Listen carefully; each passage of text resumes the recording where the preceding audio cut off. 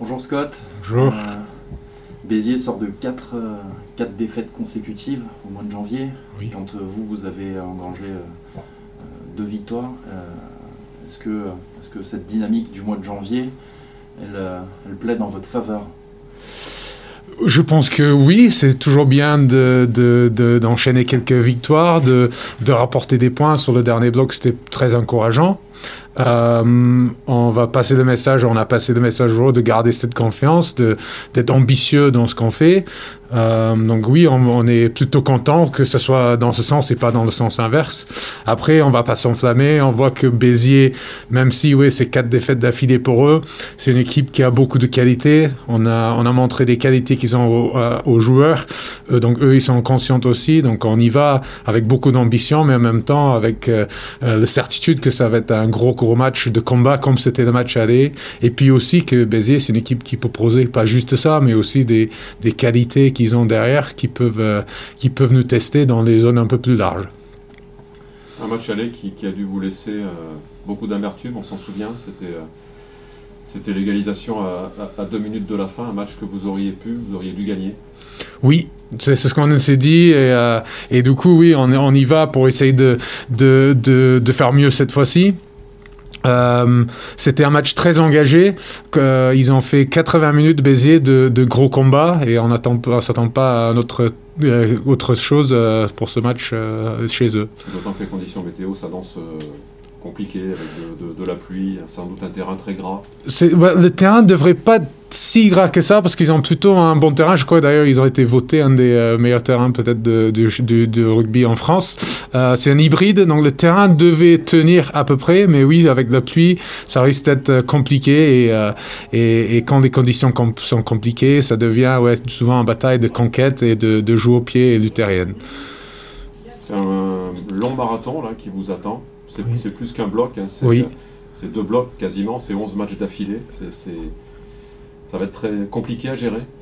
Compliqué à gérer, je pense pas. Il faut juste que les joueurs ils gardent en tête que le Pro D2, c'est comme on répète souvent, c'est de marathon. Donc, c'est donner de l'énergie chaque semaine, se reposer quand on a des petits jours off ou juste après le match, on se repose, on essaie de libérer la tête en faisant autre chose.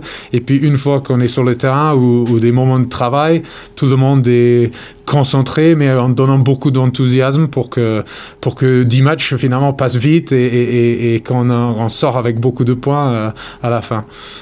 On sait que le maintien va se jouer avec des performances à l'extérieur, forcément. Ce déplacement à Béziers, ça fait partie vraiment des rencontres que vous avez ciblées.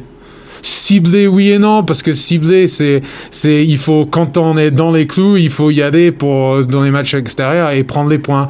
Des fois, on peut cibler des matchs et pas être dans les clous, donc finalement, c'est être dans les clous à chaque fois, et puis quand on est sur le match, qu'est-ce qu'on peut faire? Est-ce qu'on peut espérer une victoire? Est-ce qu'on peut espérer juste un bonus défensif? On les joue un peu pendant le match sans cibler vraiment les matchs importants pour le bloc. C'est vraiment d'aller prendre des points, en tout cas, quand on peut.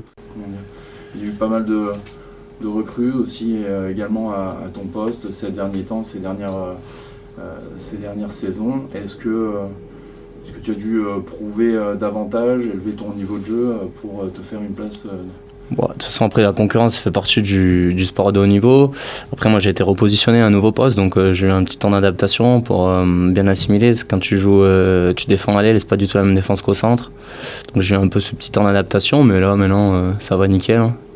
Je me sens bien, je suis bien dans ma tête, bien dans mes jambes, donc tout va bien.